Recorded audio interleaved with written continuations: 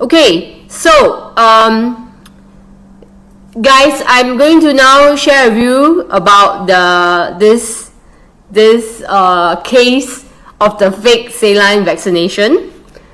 All right, so you can type in to the questions if you have anything. And before I start, I just want to thank all the supporters who've been supporting me over the past 3.5 years. Thank you so much for being part of this very important work that I'm doing for Singapore. And I'm very glad that a lot of things have come to light recently. So I thought it's important that I share with all of you. And if you would like to support my work, you can pay now to the number as listed above. I also have a crowdfunding website, which is at bit.ly/freeirisco2, or if you prefer to just pay now, is there. Okay, I ask for your support because it's quite hard to fight Goliath by myself, and currently I have a lot of bills to pay to my lawyer. Okay, so we just had 7 days of trials, so that is about 21,000. I've paid him 3,000 so far, so I've still got a bit more to go before I can pay him. Okay, but anyway, let's continue. I just want to add some disclaimer. Okay, my disclaimer is this. Alright, the following comments are based solely on publicly available information and court proceedings that have already taken place. I am not speculating on the outcome of the case, influencing judicial decisions, or making any statements that could prejudice ongoing legal matters. My intention is to provide factual updates and analysis for public awareness in accordance with legal and ethical standards. All individuals are presumed innocent until proven guilty in a court of law. Okay, so that is the context in which I want to give my updates. As mentioned, I don't want to speculate because the judge is now making his judgment regarding the ancillary trial, what has happened. I just want to present to all of you what has happened in court, the factual things.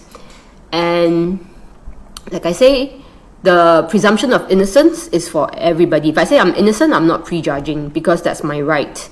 And everybody is presumed innocent until it can be proven by the prosecutor that we are not. Okay, so with this, I'm going to now start a little bit. Okay, so what I'm going to talk about today, I'm going to share with you, introduce the who's who in these criminal trials, and also share with you the witnesses which have been presented. And I'm going to concentrate only in the March trials because we had 4 days of trials in December. That was last year, December 11, 12, 13, 14. I can't remember. Anyway, I can't remember the date. But anyway, it was 4 days in December. And we have 7 days of trials this March. We nickname it Season 2. Just our nickname because it's quite dramatic lah. So that's the nickname that we have given. So I'm actually just going to talk about Season 2. Okay, so talk about who's who, the witnesses presented.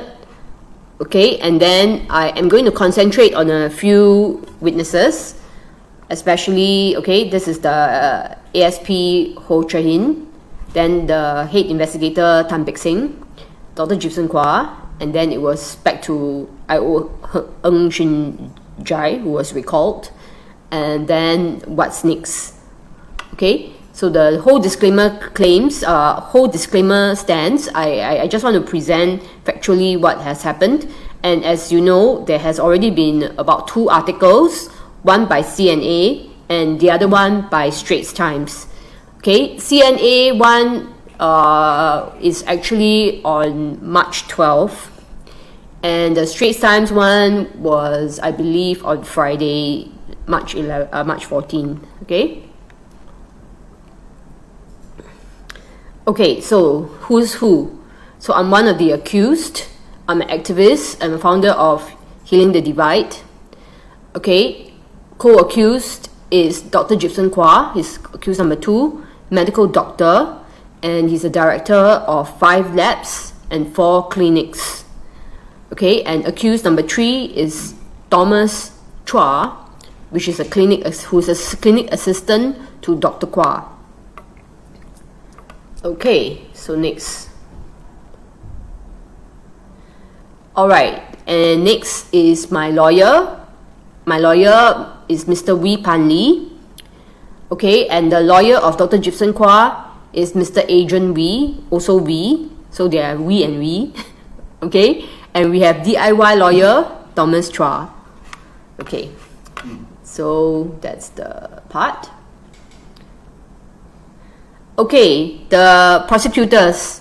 We have lead DPP Kelvin Chong and 3 more from AGC, Johannes Ng, Theodus Tan, and Timothy Ong. I don't have their photos, so I just put it there. Okay.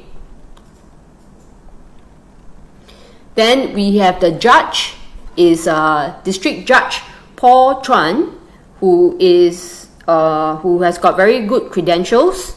Let me just read a little bit of his credentials for everybody to hear. So Judge Paul Chuan was the Regional Deputy President of Asia and the Pacific of AOJT from 2018 until his appointment to the Board of Executives in 2022. He is a criminal judge of the State Courts of Singapore. He was appointed District Judge of the Republic of Singapore on 1st June 2009 and subsequently Assistant Registrar of the Supreme Court of Singapore on 1st April 2013. He was Executive Director of the Singapore Judicial College from 1st February 2018 to 31st May 2024, as well as Acting Dean from 1st January 2023 to 31st December 2023 and remains a college governor. He is also a Fellow of the Commonwealth Judicial Education Institute and an Adjunct Associate Professor at the Faculty of Law, National University of Singapore. Judge Chuan read for a Bachelor of Laws at the National University of Singapore and graduated with first-class honours. He then read for a Master of Laws at Harvard University and was the Dean's Scholar for International Commercial Arbitration. Prior to his judicial appointments, Judge Chuan clerked for former Chief Justice of Singapore, Yong Pang Hao, and the Court of Appeals of Singapore. He also undertook a stint as a Deputy Public Prosecutor. He is admitted as an advocate and solicitor of the Supreme Court of Singapore and as a solicitor of the Supreme Court of England and Wales. Okay, so got many achievements, and I would say we are all quite pleased with him. He's very polite and very respectful to everybody, to all the accused and so forth. Seems quite kind. Okay, so next. Okay, we are currently in what is called an ancillary trial, which is like a trial within a trial, and Dr. Gibson is challenging 6 out of 8 of his statements given during January 2022 remand. Okay, and these ancillary trials is here to seek to find out if Dr. Quah was under any threats, inducement, and promise when he was giving his statements. Okay, so December, day 1, the trial started, and then after that, the lawyer say, okay, for statement 3 to statement 8, 3, 4, 5, 6, 7, 8. Yeah, they are contesting, say that cannot admit because of the presence of threats, inducement, and promise. So these ancillary trials is to determine whether he was under these 3 things. Okay, so far so good. Everybody understand? Okay. So, day 5 of the ancillary trial. So on March 4th, we heard 2 witnesses. The first one is Dr. Lim Pei Lin. Dr. Lim Pei Lin is a doctor from IMH. because when we are in remand, if we are not well, the first place that they will actually send us to is IMH. Okay, so she was the attending doctor at that time when Dr. Gibson went to IMH, which is on the 24th of January 2022. Okay, so basically she attended to him. Okay, later maybe I will share some interesting things or so lah, okay, that you can that I will share with you. Okay, then the second witness was Dr. Ng Yu Yi. Dr. Ng Yu Yi is the doctor that was actually the doctor at the lockup. So basically, to go to IMH, you need to see the doctor at the lockup, and then basically if you are not well, and then you tell them, then you can go and see more.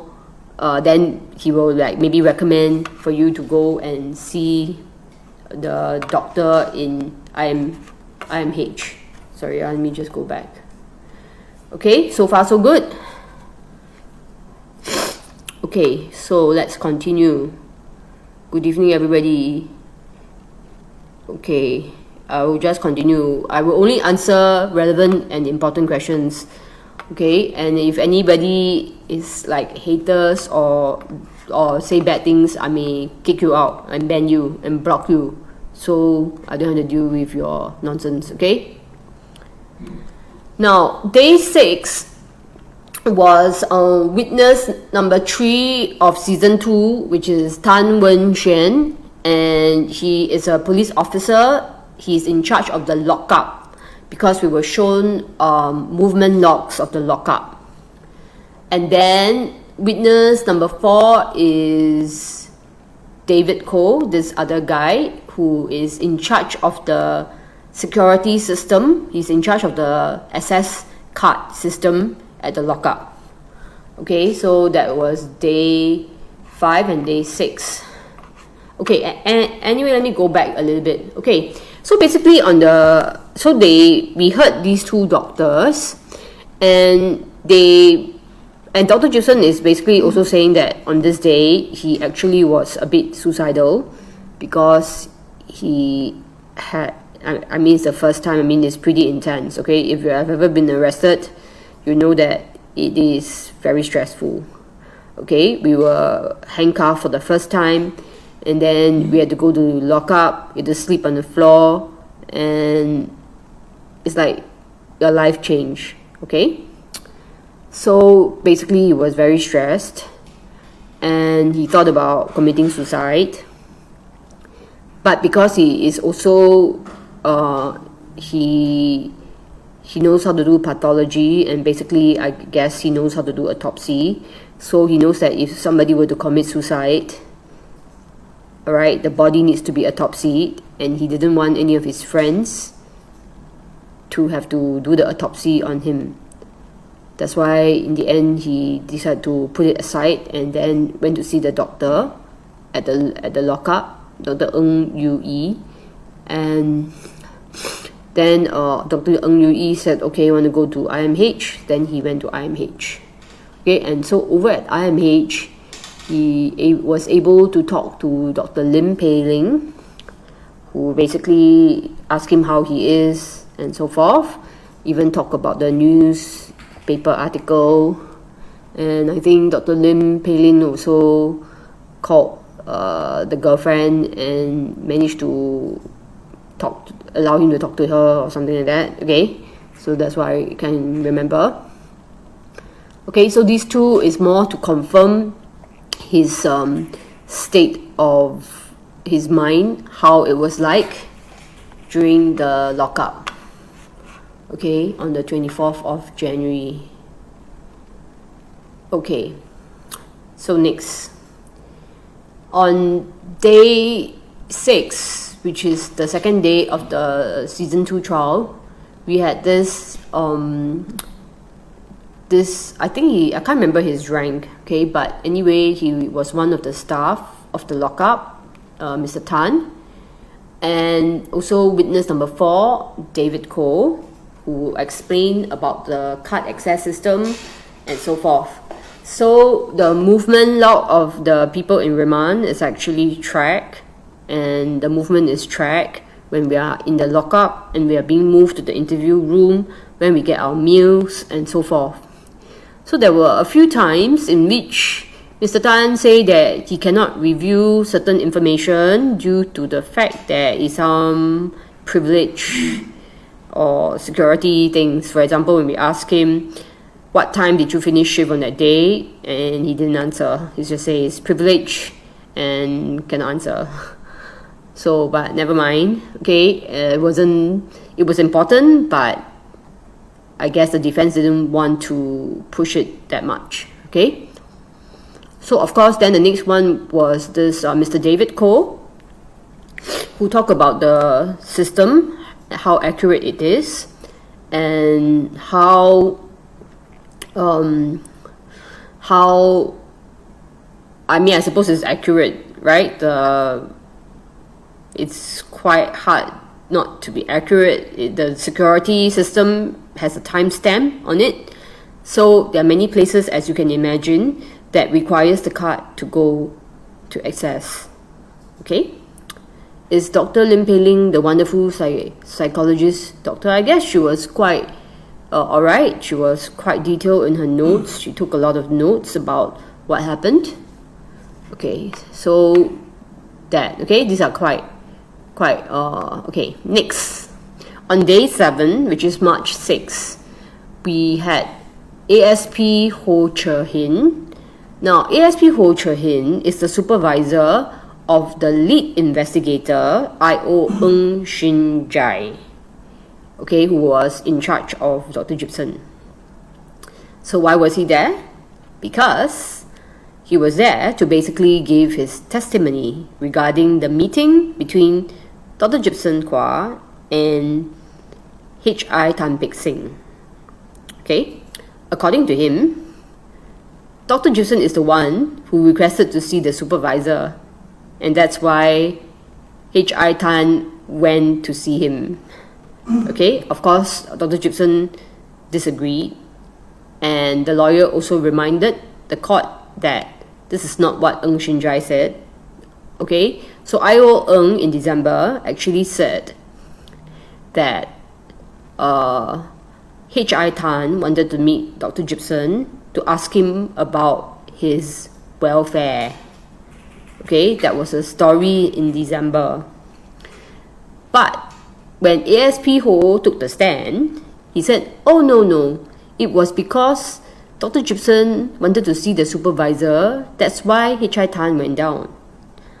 Okay, so then the lawyers asked, I think it was Mr. Adrian Wee asked him, okay, that's a little bit weird, right? So he said, okay, so according to him, okay, Shiunn Jye came up to the office in which ASP Ho and H.I. Tan were there.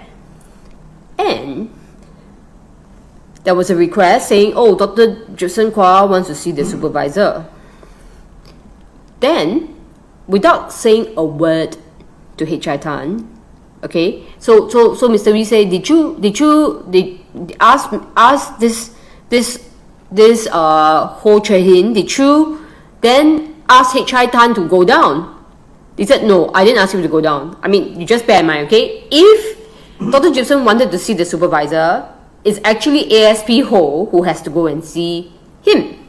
Am I right? Because he's the supervisor. But he didn't go and see him, but instead, H.I. Tan, okay, on his own accord, without anyone asking him, just decided to go down and see Dr. Quah. Okay, this is according to Ho.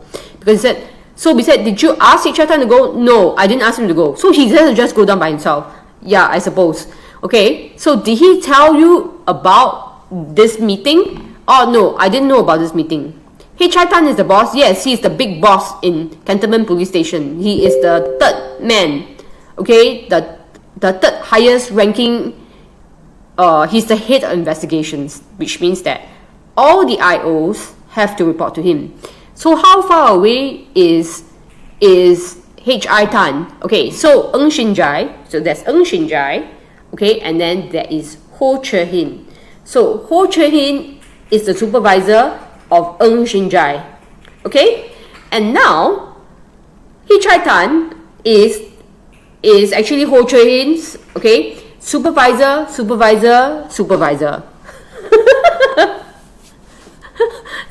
supervisor. That's how far he is. So the big boss went to see Dr. Quah.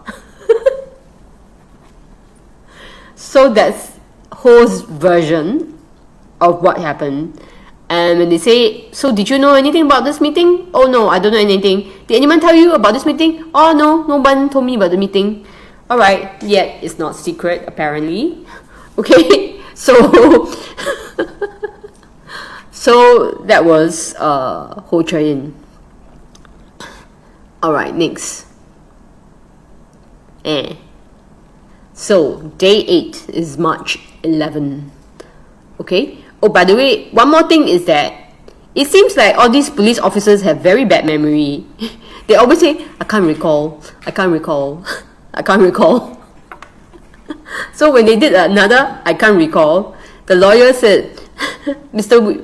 Agent Lee asked them, you can't recall meaning it may or may not happen, and you can't recall or it didn't happen. He said, yeah, it may or may not happen, but I can't remember.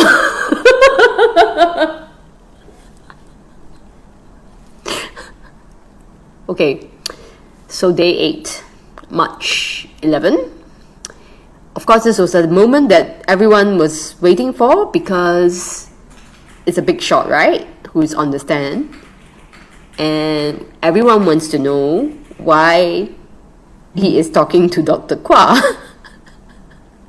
So according to him, because everyone was so busy, including ASP Ho, that he just took his own initiative and went down to see Dr. Quah. So, okay, the Rolex part is very interesting. Because he kept on saying, I can't recall, and then the lawyer, Mr. Adrian Wee, said, you can't recall, is it because, okay wait, how come there's something on the screen? Okay, so he can't recall. So what Mr. Adrian Wee said, yeah, he had to go to the district court for the trials. Okay, we were at court 15C. Okay, so anyway, so the story of the Rolex is like that. Then Mr. Wee said, H.I. Tan, do you own a Rolex root beer? and then H.I. Tan said, what's the relevance? He was a bit upset lah. Then Mr. Wee said, you don't get to ask me that. And then he said, that's for the DPP to ask. Then of course DPP started waking up and said, oh yeah, what's the relevance? And then Mr. Wee said, well, I'm going to ask the witness to leave the courtroom so I can explain to the court why I need him to answer the question about the Rolex watch. So he goes out, and everybody is waiting very anxiously for the answer. And he says, you see, Your Honor, unlike H.I. Tan, who can't seem to remember many facts about the meeting, my client, Dr. Quah, can remember vividly what happened, including the fact that he was wearing a Rolex root beer watch. So I just need him to confirm whether he owns this watch. Okay, so everybody was like, alright. And in he comes back to the courtroom. And then he has to, so then the judge said, alright, Mr. Tan, you can answer the question. So Mr. Wee says, do you own a Rolex root beer? And his answer is, yes. Then the second question, do you own more than one Rolex watch? And the answer is yes. Do you remember wearing your Rolex root beer watch at the meeting? Okay, I really can't recall what he said, but likely it was a yes. Okay, so it was rather interesting. Okay, and of course we continue asking him how long does he think this meeting was. According to him, it was likely 15 to 20 minutes. So then we said, but his access card shows that he was actually at the basement area for 1 hour 50 minutes. 1 hour 50 minutes. So Mr. Wee asked, so where did you spend the rest of the time if the meeting is just 15 to 20 minutes? He said, I was sitting around waiting for Dr. Quah to be there so that I could talk to him.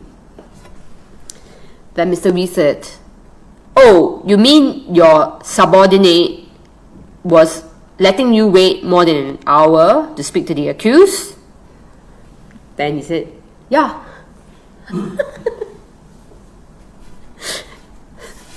I mean, personally, I don't believe that. Okay? Usually, when your big boss is going to see somebody, do you think you will let your big boss wait around for so long? But that is just my interpretation. Okay? So, how did this end? Remember, you got anything to add about this meeting when you come?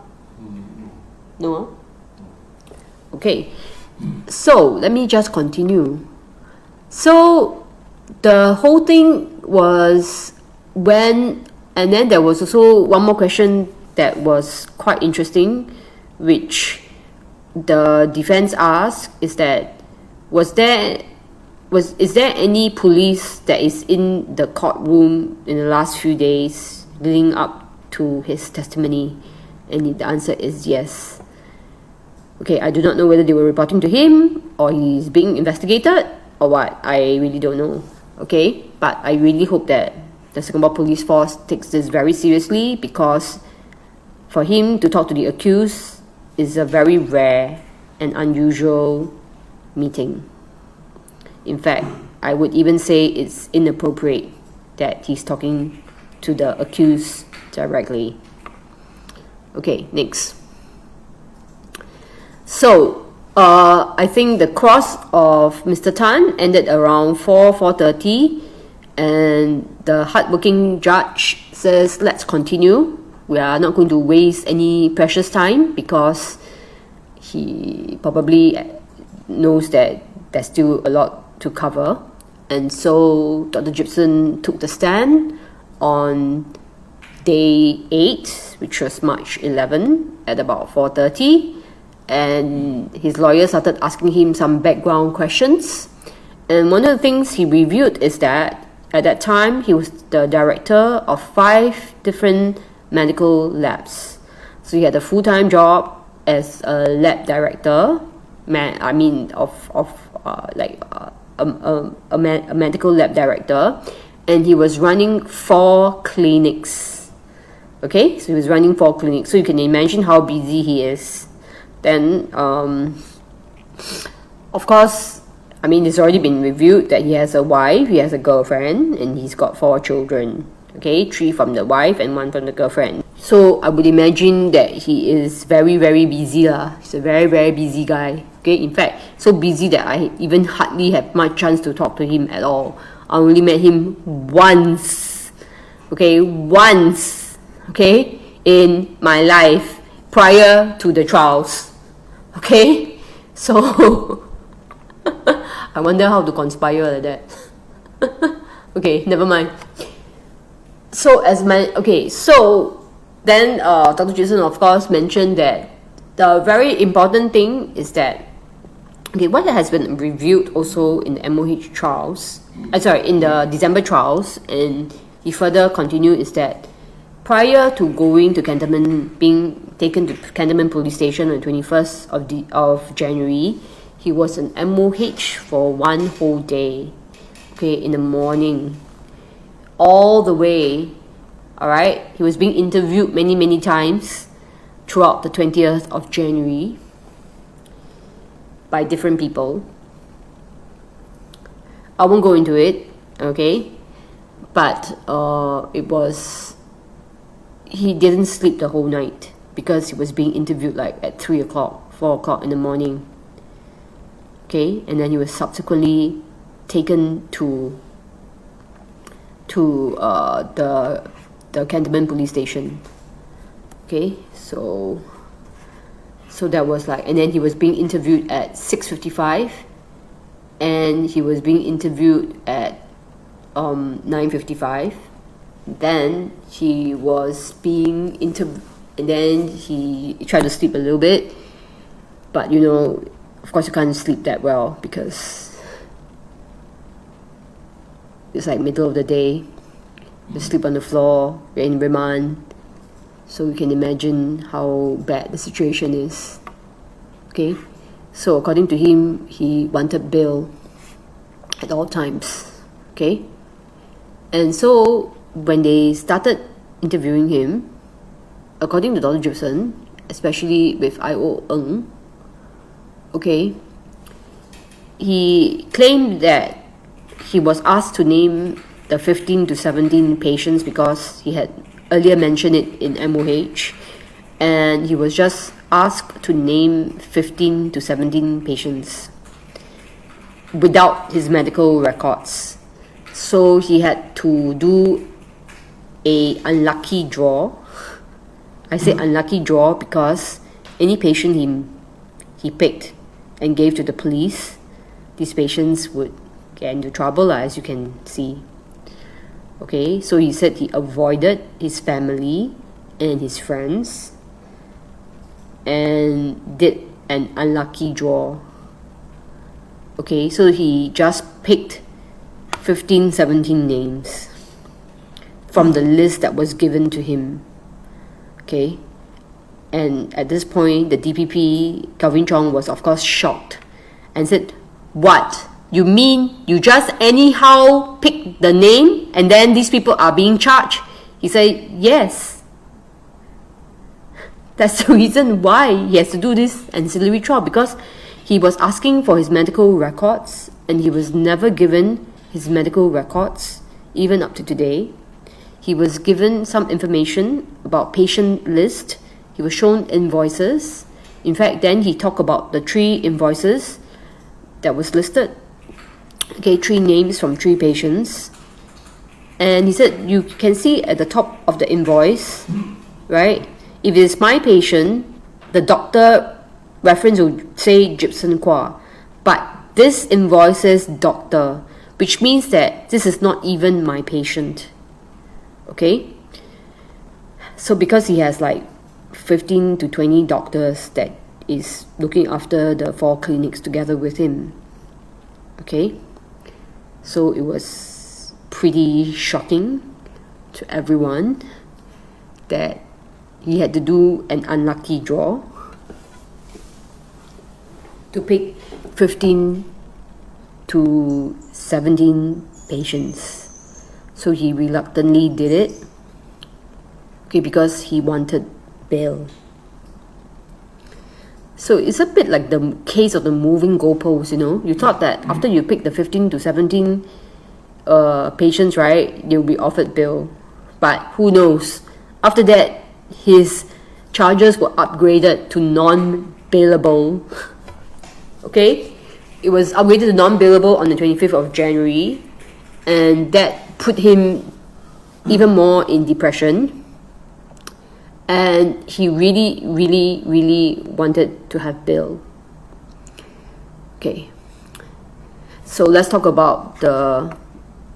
No lah, he's not in remand. We are all out already. Okay, so let's talk about the day he met H.I. Tan Pit Seng. So, he says he met H.I. Tan on the 28th of January. Okay, how come he could remember this day so well?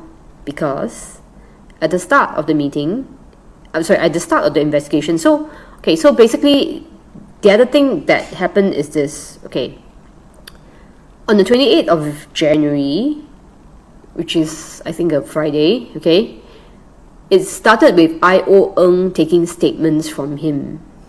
Okay, it happened at around 4:10 p.m. on the 28th of January. So, what happened was that at the start of the meeting, he said that I.O. Ng showed him a photograph of his 1-year-old son celebrating birthday. Okay, and then he broke down and cried. Okay, because he really misses his son and he really wants to go out. And then he said that I.O. Ng proceeded to take out some refreshments for him. Then he said, what refreshments? He said he proceeded to take out 2 vacuum-packed Dr Quah and 1 can of Olden Landier water. So everybody was shocked. Okay, we're first shocked at the Dr Quah, then we're second shocked at the Olden Landier water. So why Olden Landier water? So it seems that when they went for the raid at his clinic to take back some of his records and so forth, there was this Olden Landier water in the fridge in his clinic. And I.O. Ng asked him, why do you have Olden Landier water? He said, because this is my favorite drink. Why do you like this drink? Isn't it like an old man's drink? Okay, 百花蛇桃水 lah. Basically, the Chinese, you will know, it's called 百花蛇桃水. Said, oh, I like this drink because it's no calories, it's sparkling, and they got herbs which are anti-cancer and anti-inflammatory, and that's why it's healthy and it's my favorite drink.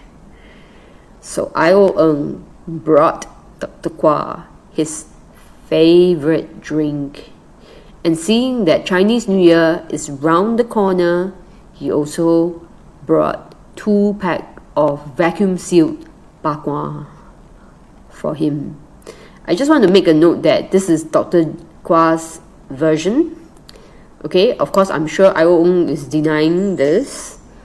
Okay, and then Mr. Wee said, how did he bring it to you? And then Dr. Quah said, I think he put it in a bag, like a cardboard bag, to take out these refreshments for him. So now they proceeded to take the statements. So from 4:10 until about 7 something, and then it was stated that in the statements that there was dinner, and dinner was likely served in the interview room, and the statement finished at 8:10. Okay, this is the first part of the statement. So according to Dr. Quah, he didn't eat dinner in the middle, he only ate at the end of 8:10. Okay, when he finished. So what happened next? So according to him, okay, now what happens is that there's this statement, right? It's typed. So you just imagine you give the statements to the police and it's typed out. Okay, so that ended at 8:10 and it was printed out, and there's another portion that's handwritten, okay, that says that this is the brainchild of Iris Koh. All the things are, by her. Basically, all the bad things are pushed to me. And at the end of the statement, it says 8:20. Okay, handwritten 8:20. So Dr. Quah said it is not 8:20, right? The time is much later, because after the first part of the statements at 8:10, he was brought to see H.I. Tan. And after the meeting with H.I. Tan, then he became very motivated and then came back and wrote the handwritten statement saying that this is the brainchild of Iris Koh, blah, blah, blah, blah, blah, blah. Okay, and said the timing is not 8:20, much later. Okay, so now, that's where the movement records is very important. Okay, we see the next slide first.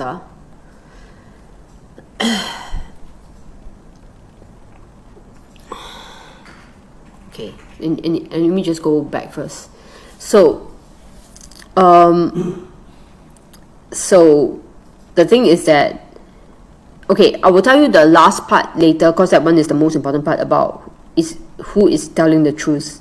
Okay, and the who is telling the truth is an answer that can be answered by looking at the movement log of Dr.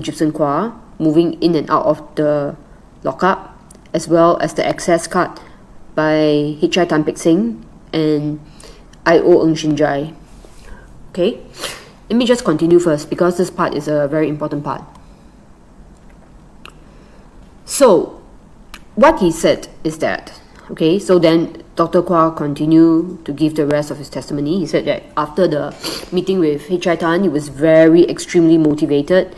He proceeded to handwrite the portion that says this is the brainchild of Iris Koh, okay, and everything gonna push to me. And the statements the day after, in which it was shown WhatsApp messages between me and him, okay, and the police is asking what is the meaning of these messages. That's when he started embellishing and exaggerating and telling lies about what I am basically talking to him. For example, okay, in my WhatsApp message to him, I just said I'm sending somebody to go for Sinopharm. And the police said, what do you understand by this? So I said, oh, I understand that she is bringing people to see me for Sinopharm/fake saline vaccination. Okay, even though I didn't mention the word fake saline vaccination in my WhatsApp, but because he understood with his meeting with H.I. Tan Pit Seng is that he has to embellish, okay, his statements and make me the mastermind. Okay, that is what he understood from his meeting with H.I. Tan. Oh, by the way, I forgot to tell you all the very juicy thing. So apparently, after talking about how, okay, he said so the meeting with H.I. Tan, he said it's more like started with like, okay, how many I mean basically they were talking about how many labs he his work, his clinic, and then H.I. Tan asked him how much money he's making, and then he told him, and then he said, well, you're earning more than me at your age, there's no reason for you to do this, right? He said, yeah, there's no reason for me to do this. So he said, is Iris Koh your aunt, your relative, or your lover? And then he paused, and then he said, have you met her? She is old, fat, and crazy. And that's where everybody laughed, including me, okay? Because it's so funny. Because, as you can see, there is no money, there is no sex, okay? So, what could be my motivation for conspiring with him?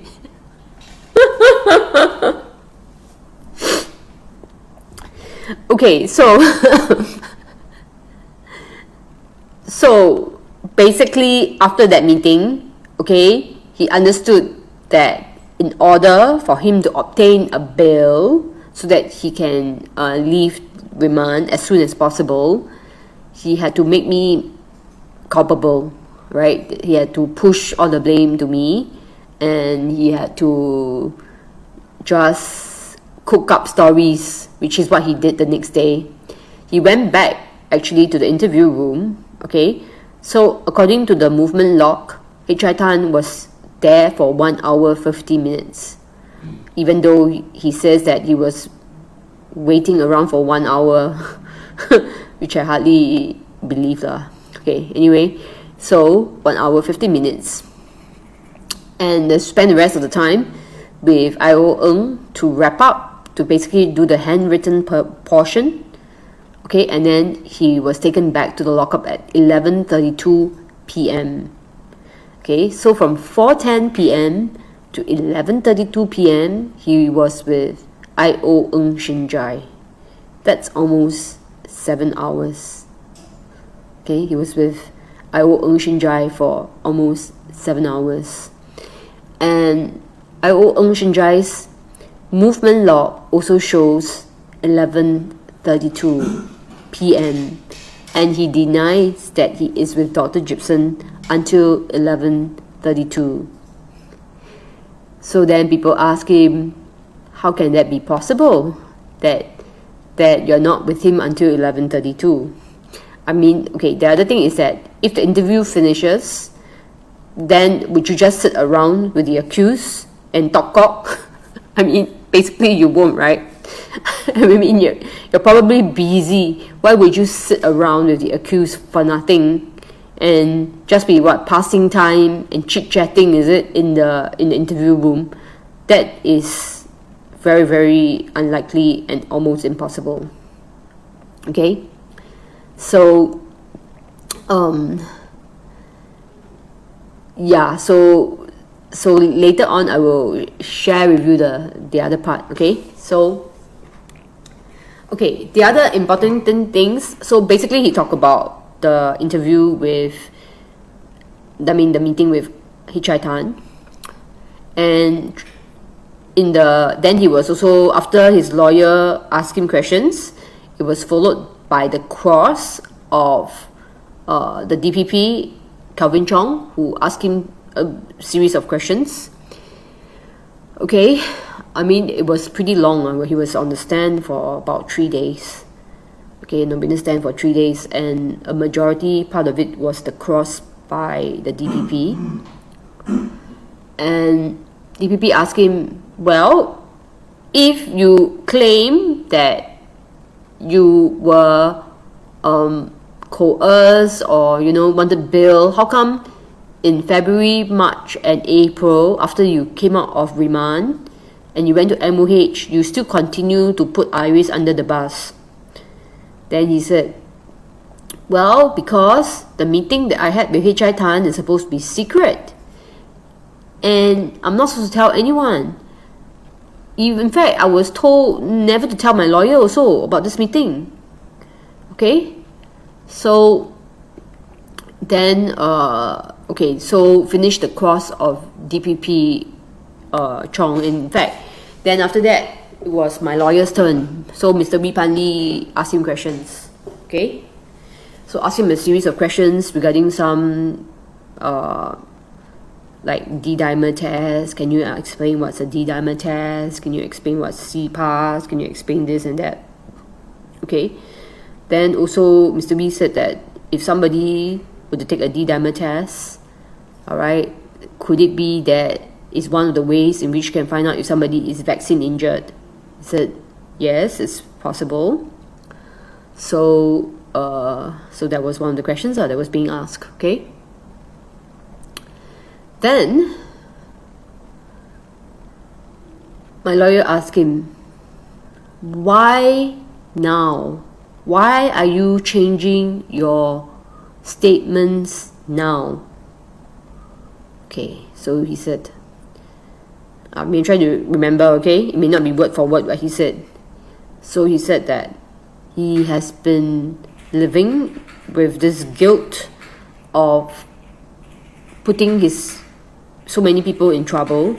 I mean, the patients plus me, and already one patient went to jail, which is David Christopher Newton, and he, as a doctor, he should have been protecting them, but he didn't, and he feels very guilty. And he says that all the patients are vaccinated. Okay, so that is his testimony, is that all the patients are vaccinated.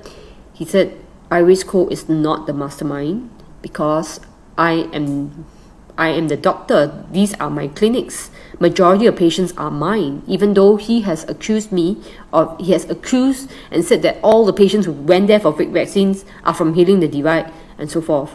But it's impossible because between July and in January, he estimated that there would be at least 10,000 patients that would have been there, and would not have sent 10,000 patients there to see him. So it's impossible that, and so he said that, so my lawyer said, so you put Iris under the bus because of your bail? He said, I put her under a tank. That's when he said, I put her under a tank. Okay, and I was selfish. He admitted that he was selfish, and he regretfully regret what happened, and that he wants to make things right. Okay, that's the reason why he's doing this, even though it may increase his culpability, but it's time that he take responsibility for what happened. Okay, and of course it was a very dramatic moment, very, very dramatic, as you can imagine. Okay, and I almost cried also lah, because I've been living with this for the last 3 years, almost 3.5 years, and to basically to have him say the truth on the stand, that was really something. Okay, and I think he had a lot of courage, and I thank him for setting things right. Okay, so that none of the patients will be blamed, and I won't be blamed, and that the truth will prevail. Okay, so yeah, this is the dramatic thing that happened. Let me just continue. Okay, so then after that, it was Thomas' turn to cross him, and one of the questions that Thomas asked him is, at that time during COVID, okay, were the patients wearing masks? He said yes, it was compulsory for all the patients to wear masks, including when they saw the doctor, on one-on-one consult. So Thomas said, so did you see any of the faces of the patients? Said a lot of patients, he never even see the face. Okay, so how is he supposed to pick out who he gave the supposed fake saline vaccination to? So can you see how it is becoming very ridiculous? Firstly, he had no medical records. He had to do an unlucky draw from the name that he was given, and he also can't recognize the faces of most of the patients who came to see him and cannot remember the face, right? And he was asked to identify the faces by the police. Okay, so this was what happened. It was pretty dramatic. Okay, and let's continue. Anything you want to add? No. Okay, so I'm going to go to the next part.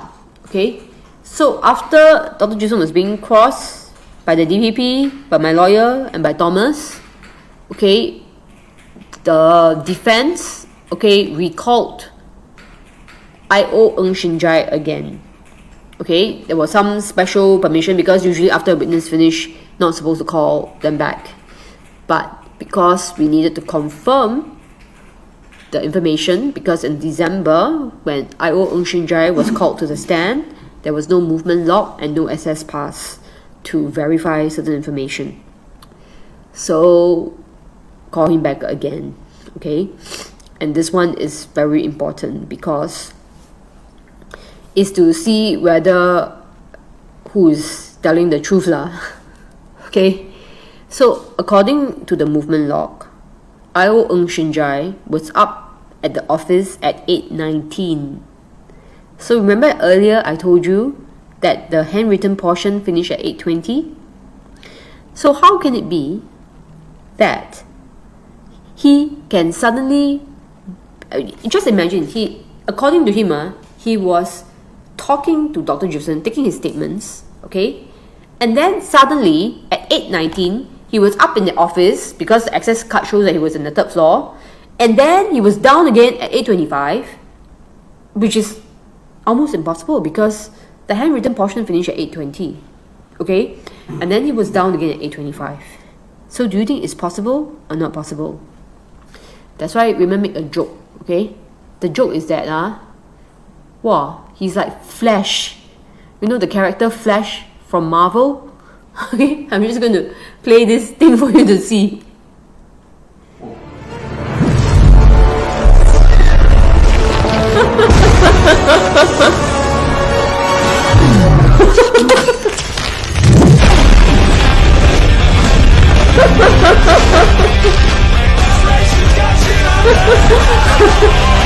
Okay, the vacuum is running low. Okay, so this is what happened, okay? So this was all very, very funny, okay? And by that time, I mean, I would say his credibility is quite low lah. I mean, few people would think that it is really that, okay? So let me, hold on, how do I do this? Okay, I'm almost to the end of my slides already, and hold on. Okay, so at this point, okay, Dr. Jason's lawyer said, "You're lying on the stand." and DPP couldn't say a single thing and didn't say a single thing because I think it's quite hard to go against the facts of the matter, which is the access pass and the movement log. Okay? And so that night, after the thing finished, okay, we popped a champagne to celebrate. I mean, Raymond and myself and our friends. Okay? Because I successfully healed the divide with Dr. Quah that day. Alright? And we had come a long way to do this. Okay? And so that's basically my story of what happened at the criminal trials this March in season 2. Do you have any questions? Thank you so much. I want to sue the police officers. That's